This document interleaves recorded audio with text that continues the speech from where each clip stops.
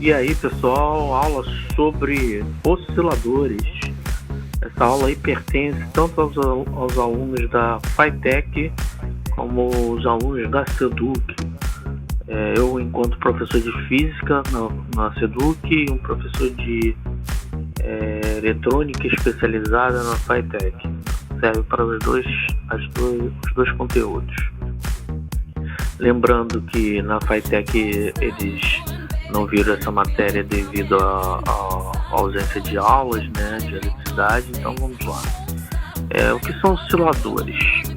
Sempre que precisamos de um sinal de determinada frequência em forma de onda, quer seja para um simples injetor de sinal, ou uma sirene, ou para gerar um som de sirene de um alto-falante, ou para um radiotransmissor, a base é sempre o mesmo, um circuito que é montado como oscilador. Explicarei nessa aula o princípio de funcionamento de alguns osciladores. Então, por definição, eles são circuitos eletrônicos, E com base nessas explicações, acredito que o aluno estará apto a realizar muitos projetos ou um bom entendimento sobre o que é essa parte de oscilação. Em muitos circuitos eletrônicos são necessários correntes que tenham variações de intensidade e sentido, mas que sigam um padrão bem definido. Chamamos essas correntes genericamente de ondas, já visto em aulas anteriores, e na eletrônica nós a conhecemos como sinais. Esses sinais podem ter diversas características. Uma das características de um sinal é a sua frequência, ou seja, a velocidade com que ele muda de sentido ou varia de intensidade através do tempo, como sinais.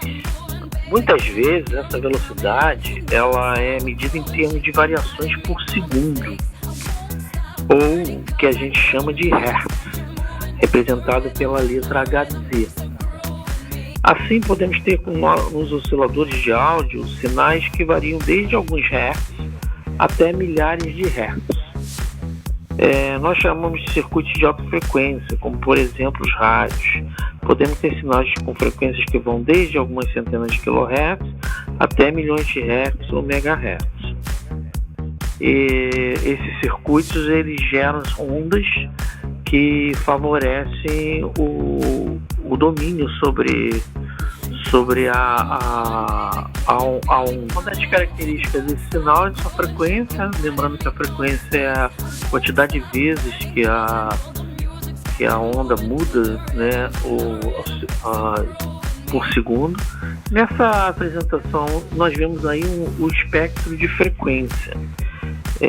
Temos o espectro de frequência de sinais que são normalmente usados em aplicações eletrônicas também.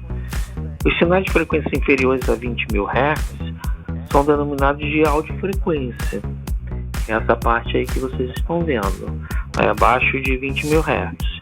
Pois normalmente, quando a gente aplica isso em alto-falantes, eles resultam em sons, ou seja, o alto-falante ele vai vibrar tantas vezes por segundo, deslocando o ar, gerando o som daquele cone do alto-falante, Enquanto as que estão acima, 20 kHz, que é 20.000 Hz, são denominados radiofrequências, pois resultam em ondas de rádio quando aplicadas em antenas.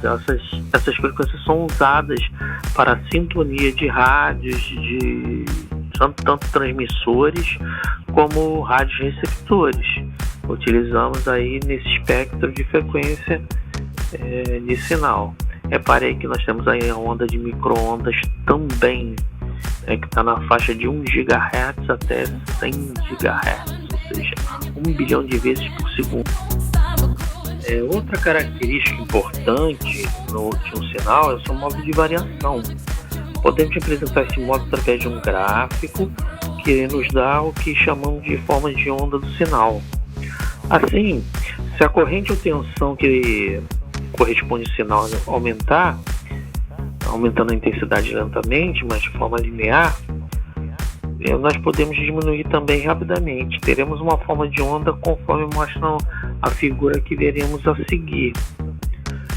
Esta forma de onda que a gente vai ver a seguir, ela é conhecida como dente de serra. É chamada assim pela semelhança que a figura apresenta com os dentes de serra comum. Repare que ela tem uma subida lenta e uma de intensidade, né, lentamente, uma descida rápida, né, lento, sobe a intensidade, cai rapidamente. É assim que é essa forma de onda conhecida como dente de serra. Mas não somente temos figuras como o dente de serra. Veja nessas figuras agora, temos outras formas de ondas que são consideradas comuns para sinais encontrados nos circuitos eletrônicos. A forma senoidal é comum até com vibrações constantes de ondas, características da onda do mar, vibração em uma corda, uma vibração elástica, ela tem esse movimento aí senoidal. A forma retangular, muito utilizada na eletrônica digital, que no caso para o pessoal da SEDUC entender, seria nos celulares, nos computadores. Repare que ela sobe, se mantém constante, desce, se mantém constante, sobe. Ou seja, essa parte de cima é considerada 1 e a parte de baixo é considerada 0. E aí há uma comunicação conhecida como comunicação binária, através de sinais. Esse é o 1, esse é o 0. 1, 0, 0, 1, fazendo códigos, né? Lembrando que esses 0 e 1 são transformados em imagem, transformados em letras através de códigos. Nós temos o código, vários tipos de código que transforma o sinal binário, que seria o sinal de retangular, ou conhecido como onda quadrada, em informação.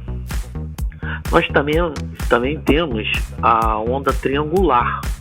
Essa onda triangular é a onda de baixo, ela tem um formato de triângulo, sua característica é subida constante, descida no mesmo intervalo de tempo. Você tem no período tanto o nível de subida como de descida no mesmo tempo, diferente do dente de serra.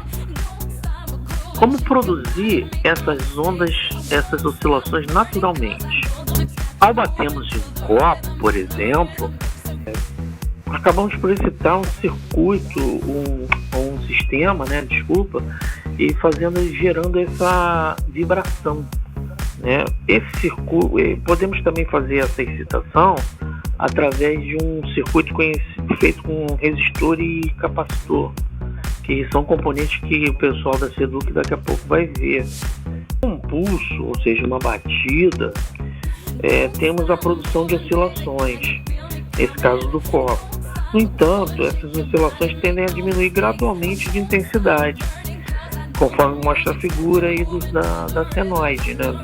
Diminuindo a intensidade através do tempo, pois a energia que foi gerada pela batida no copo vai diminuindo gradualmente no sistema. Ao bater o copo, né, há uma diminuição da vibração, há uma vibração imediata e aos poucos a vibração vai diminuindo, gerando uma diminuição de energia. Para que as oscilações se mantenham por um tempo indeterminado, é preciso entregar ao sistema a energia que ele vai usando para produzir as oscilações. Para isso, usamos circuitos eletrônicos. Esses circuitos eletrônicos ficam dentro dos aparelhos, são denominados osciladores. Por definição, um oscilador ele consiste basicamente num sistema que temos um elemento que repõe a energia perdida. Então ele não é somente um gerador de pulsos imediatos. Ele amplifica esse pulso e joga esse pulso na saída, mas reaproveita o pulso. Esse reaproveitamento é conhecido como realimentação, e amplifica novamente, gerando novamente o pulso e mantendo em seguida esse sistema. Assim, produções de oscilações se tornam um circuito sintonizado, que determina a frequência do sinal que deve ser reproduzido. O elemento que repõe energia pode ser um amplificador, um sistema de realimentação positiva, conforme está mostrando aí nessa figura. Esse amplificador, que é esse triângulo aí deitado que vocês estão vendo, está simbolizado com esse triângulo deitado. Ele vai pegar o sinal e injetar novamente no circuito para a saída. Temos então que a parte do sinal de saída é injetada de volta na entrada do amplificador, que aumenta sua intensidade para manter a excitação. É evidente que a energia que jogamos de volta na entrada do amplificador deve ser sempre suficiente para obter maior ou igual intensidade do sinal da saída. Isso significa que se o ganho do amplificador for menor que 1, o sinal vai perdendo a intensidade até desaparecer. Temos então a produção de oscilações amortecidas. Então, isso significa que se o ganho for menor que 1, o sinal vai perdendo a intensidade até desaparecer. O que significa um ganho menor que 1? Um ganho que seja insuficiente, tá? Que ele não recupere aquele sinal. Isso é uma coisa básica que eu estou falando para os alunos que ainda não têm esse conceito de aplicação.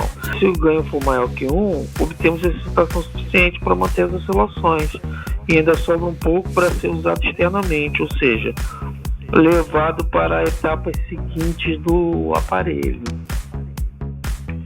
A figura mostra realmente o que ocorre. Nesse caso, nós temos aí uma figura representando um ganho menor que 1. Ou seja, por mais que tenha realimentação, o amplificador não consegue repor, né? E aí o sinal ele vai tendo uma diminuição. Às vezes, alguns circuitos aproveitam isso. São os pedais da guitarra, utilizam esse recurso. Além dos osciladores mostrados anteriormente, existem muitos outros, inclusive esses aí que estão nessa apresentação. Alguns serão abordados na aula da FATEC para os alunos de eletrônica, dado a importância para quem segue a carreira de eletrônica. No caso dos alunos da SEDUC, que é o conteúdo apenas do entendimento do que é uma oscilação. Dentro do oscilador mais interessante, destacamos os controlados por cristal. Trata-se de um conteúdo bastante extenso, que pode ser encontrado em outros artigos publicados na internet. Aos alunos